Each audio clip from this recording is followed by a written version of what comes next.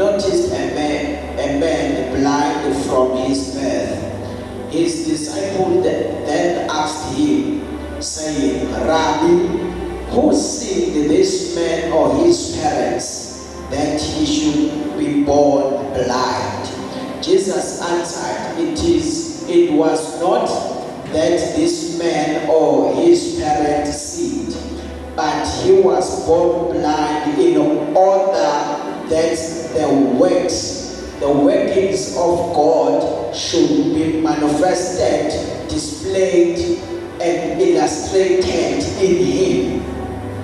We must work the works of him who sent me, and be busy with his business while it is daylight.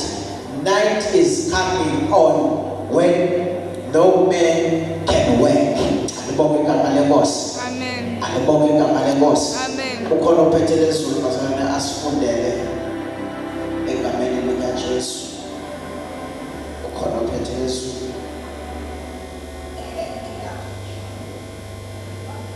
Wathi edlula wabona umuntu owayeyimpuputhe kwasekuzaleni kwakhe. Abafundi bakhe bambuza bathi, Rabi, ngubani owona lona noma abazali bakhe aze azalwe eyimpuputhe na?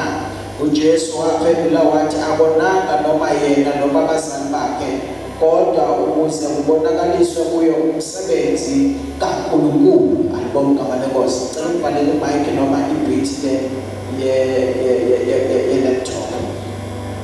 Lithi iBhayibheli lapha sizale sifunda khona namhlanje. I just want to preach noma ngifundise ngemessage ethi uNkulunkulu Wamabomu. Alibonge igama leNkosi. uNkulunkulu Wamabomu. Lithi iBhayibheli la uJesu uyadlula, ngoba ujwayele uJesu ukuthi bezokwenza imangaliso angayenze eqondile kodwa ayenze edlula. Alibonge igama likaJesu. Lithi iBhayibheli bazalwane la uyahamba nabafundi bakhe sebedlula kule ndawo wafica le ndoda elithi iBhayibheli yayingaboni kasekuzaleni kwakhe. Ngamanye amazwi ibhilishe eswini samabe wakhe lo mfana wayengaboni emehlweni. Alibonge igama leNkosi. Even ephuma esibelethweni sabazali bakhe, ngoba ezinye iy'ngane iqale igezwe ebese ivulwa amehlo, kodwa kwathi bevula awakhe amehlo akavulekanga, ngoba even ngisho esibelethweni sikama wakhe wayevele edalwe noma ezalwe noma eyakhiwe engaboni emehlweni. Alibonge igama leNkosi. Sebebuza abafundi bakaJesu, babuza uJesu ukuthi uJesu ubani wona, ngoba ujwayele abantu uma kukhona into engahambi kahle phezu kwempilo yakho bayitshela ukuthi wonile, noma bayitshela ukuthi udlisono, noma bayitshela ukuthi khona ukuba okwenzile. Lithi iBhayibheli basebebuza abafundi bathi, Jesu ubani wona phakathi kwalo noma abazali bakhe? Glory to Jesus. Lithi izwi likaNkulunkulu bazalwane bathi bebekade ukubuza kanjalo, wayesethi uJesu cha akubonanga lo futhi akubonanga nabazali bakhe. Into eyenzeka kulo ukuthi uNkulunkulu wasuka wamkhetha ngesikhathi abazali bakhe behlangana bemakha. uNkulunkulu wase wamkhetha ekwenzeni umsebenzi wakhe. Ngamanye amazwi abonanga futhi akayikhethelanga ukuthi angaboni, ukuthi nje ukhethwa amazulu ukuze uNkulunkulu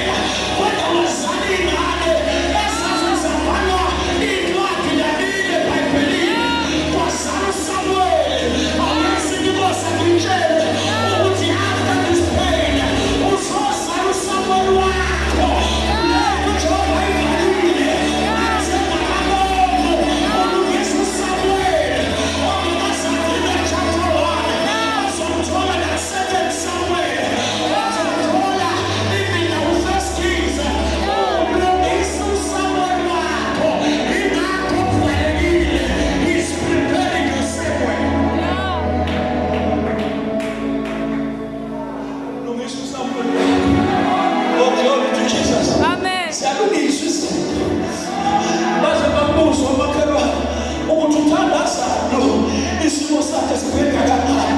Kanti angazi ukuthi uJehova wenza ngamabomu. Basenzise sibuze ihloko sakho ukuthi ukhwelwani lo. Uyakibenda ngamanga hayi. uJehova wenza ngamabomu. Umsebenzi opheleleyo. Athi uProfeti Pawuli sengethembile ngaleyo nto. Ukuthi umsebenzi uzawuveza. Kulo msebenzi oqalwayo. Sithi masalwa, simani umsebenzi. Sithi masikhola, sikhula ngomsebenzi oqaliwe. Engasizi umsebenzi ungavesiwe.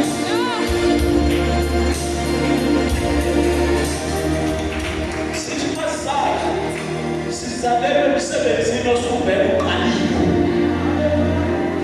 Glory to Jesus. Glory to Jesus.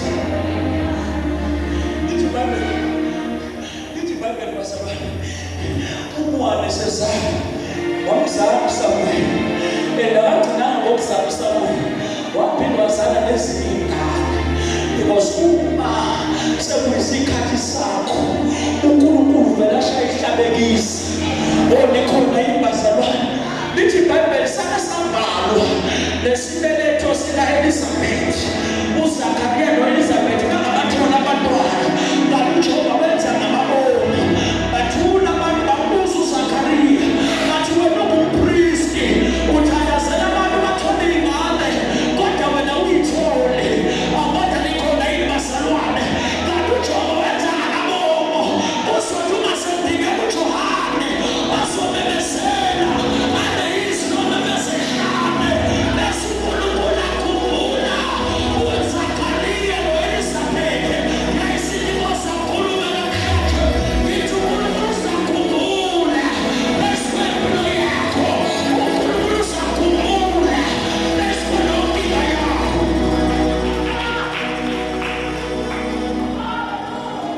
Ukuyakhumbulana. uNkulunkulu wenza ngamabomu. Yabona uNkulunkulu ubebavala isinto. Ubebavala isinto uNkulunkulu. Wehla uNawomi nomyeni wakhe. Behlela esigogeni. Lithi uNkulunkulu babefika kuleyo ndawo. Bafika amadodana abo agama. Yokuqala yagama uOpa. Yesibili yagama uRuth. Wathi uNkulunkulu wenza ngamabomu ukuthi amadodana alowo aNawomi afe nomyeni wakhe afe ukuze aphakamise impilo kaRuth. uNkulunkulu basana yonke into ayenzayo uyenza ngamabomu. Wewe umuntu ungazali uNawomi kodwa wathola wazithola esengumkhwekazi wenkosi. Kodwa likhona bazalwane uyakwazi ukuthatha endaweni ephansi akubeke endaweni ephakemeyo. Uthi ubangeni umthiya kwake bathathwa uMefiboshethe. uMefiboshethe bazalwane ayengazalwanga engakwazi ukuhamba. Kwathi nje esemhlane wena ukwazi lithi sikaNkulunkulu wawo wena phansi waphikisela unyoma wangakwazi ukuhamba. Kanti uJehova wenza ngamabomu. Khona lapho kunezinto ezike zikufele empilweni. Usathi uyibambile zinto ezandleni zakho. But I'm here to tell you tonight ukuthi lezo zinto hayi ukuthi ifile. uNkulunkulu usazoyivusa. uNkulunkulu usazophakamisa. Uzothatha endaweni engelelekile akususe loDibare akuyise ePhalesi ayokuhlalisa namakhosi. Because he's a God owenza izinto ngamabomu. Akazenzi izinto enganaso isizathu. Awuhlupheki nje singekho isizathu. Awuhlukulezeki nje singekho isizathu. Kunesizathu salokhu ikwenzayo. uNkulunkulu owenza ngamabomu. Oh, glory to Jesus. Ithe intombazane ebinesixayi impofu. Ithi ngikunika 3 hours ukuthi ulisuse idende. Kwadinga ukuba uqonde ukuthi uNkulunkulu owenza izinto ngamabomu. Kangakanani imali elahlekile. Engakutshela umama 2005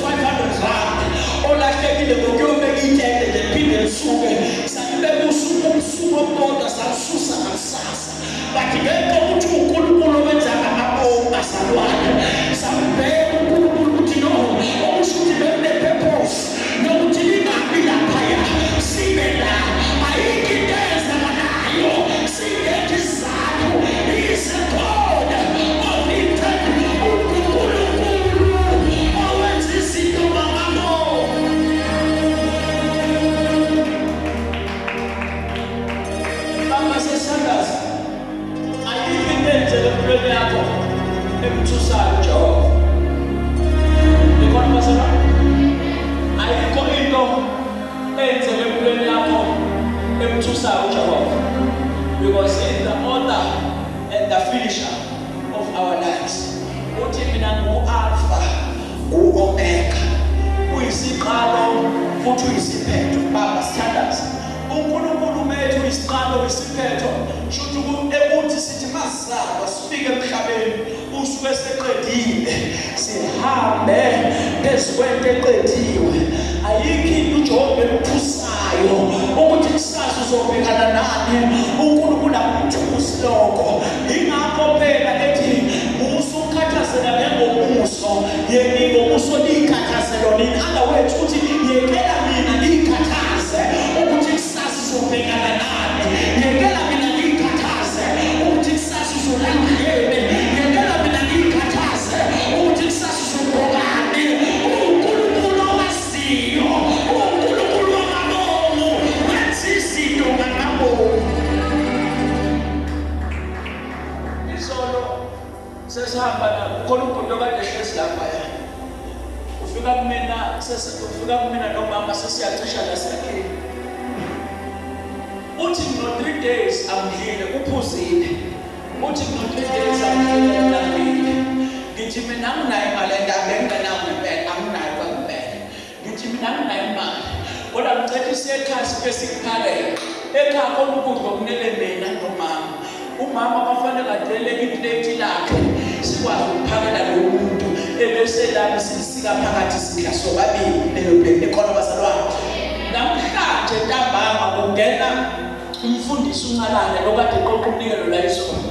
Uthi ngithe ngisekhaya manje ntambama ngo3 lidumise into kade lizwa ntuma. Wathi uNkulunkulu angiyithathe yona le ekhona ngiyilethe kinina. Lo mali bazalwane iyona mali sesizokwazi ukuthi sithole ngalo ukudla okwakulesonto na next week. Ngoba uNkulunkulu owenza ngamabomu okubizwa ngesikhulu plate ngabasinakho ukudla kwanamhlanje ngabasinakho ukudla kwakusasa ngabasinakho ukudla kwa-next week. uNkulunkulu owenza ngamabomu akufanele ugohe ukube ngibona isidaba ngathi ngeke ngidedele. uNkulunkulu wesezovala awungithini kuwena namhlanje. Ngithi mina ngusuku abantu badelele ngoba uNkulunkulu uyakwazi ukusebenzisa ngisho uhlanya for your own benefit. Akusize uhlanya lukusize for your own benefit. uNkulunkulu owenza ngamabomu. Nikona bazalwane? Nikona bazalwane? Asukume sibhekane. Ayikho into emthusayo, ayikho into emmangazayo. Konke okusefilayo kusefela ngoba sikhethiwe for umsebenzi wakhe opheleleyo. Ngifuna ukuthandaza nomuntu namhlanje obese sizwe phela amandla give up. Ngifuna ukukhuleka nomuntu namhlanje obese sizwa ezingathi ukukholwa ngiyeka namhlanje. Manje ngifuna ukukhuleka nomuntu othi Nkosi sizimpilo yami, sizimpilo yami. uNkulunkulu owenza ngamabomu. Angazi ukuthi ubhekene nayiphi inkinga, but namhlanje ngifuna ukukhulekela amandla and release that blessing and deliver you and heal you. Lithi iBhayibheli liyathiza le ndoda uJesu lithi uNkulunkulu yayisibona ngenxa ukuthi wayesefikile. Yayingaboni ingakahlangani noJesu, kodwa ithe isihlangana noJesu yabona. Kuba khona izinto usube ne-encounter naye eyiqala ishintshe ivuleke. I want that person namhlanje. Funa lo muntu uvele ungamsasiphakamise isandla ubalekise ngaphambili emkhuleke nawo. Uvele ubalekise ngaphambili emkhuleke nawo. Ubalekise ngaphambili emkhuleke nawo. Ubalekise ngaphambili emkhuleke nawo. Gijimuse ngaphambili emkhuleke nawo. Owenzile izulu kanye nomhlaba Jehova umalusi wami. Owenzile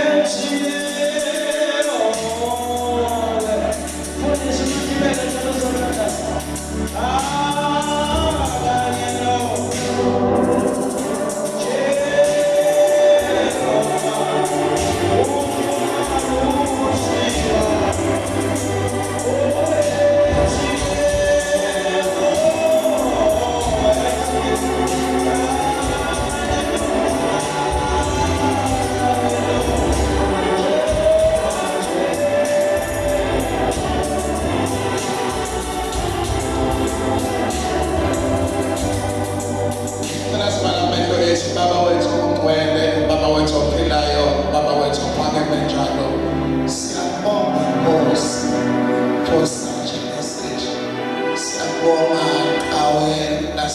Nkulunkulu isizwe lakho esengamelo bani uzilezile oh God waziveza kithi uNkulunkulu ophilileyo ngezwi lakho wakhuluma nezimpilo zethu wangathi uyagcina namhlanje wasibusisa wasikhulisa and wasibeka in a higher level sibona uwena izolo uwena namhlanje uwena naphakade akekho omunye uNkulunkulu esinakukela kuye. There is no other God. Akekho izolo akekho izolo namthakina namhlanje. There is no other God. Noma bengaqhamuka abanye uNkulunkulu abakhonzwa ngabantu, but see, there is no other God. Uhleli esihlalweni sakho, no one can move you, no one can push you out, because you are the God yesterday, today, even tomorrow, forever and ever and ever. uNkulunkulu owadala wadala amazulu nezisekelo zonke umhlaba waphuma ezwini lakho wathi akube khona ukukhanya kwabakhona ukhuluma ngezwi lakho sumsebenzi wezandla zakho samelwe ezwini lakho akekho ongasiphuca wena akekho noma sibulala akekho noma sisusa umbuso wakho sibilile saqina saphelwa kuwe. There is nothing can shake us. Baba bathona amandla uNkulunkulu ongcwele siyabonga Nkosi ngezwi lakho elidalisa into engekho sibe khona. Siyabonga Nkosi ngenceku yakho oyigqokile namhlanje ukubizwe khuluma. Siyabonga Nkosi ngepresence yakho namhlanje ukhulume kahle ababethona amandla wonke siyadumisa wena ongcwele sithi ufanele inkosi ufanele lalabakhadeya akekho njengawe akekho njengawe akekho uyozeka habaya akekho njengawe. Siyabonga Nkosi for those who just came forward. Baphakamisa izandla zakho in front of your eyes. Bless them, Lord. Each and everyone under this shelter. Nomunye ozwe izwi lakho. Uthena ezwini lakho ukukholwa kuza ngokuzwa. Hayi izinto ney'ndaba, but ukuzwa your word.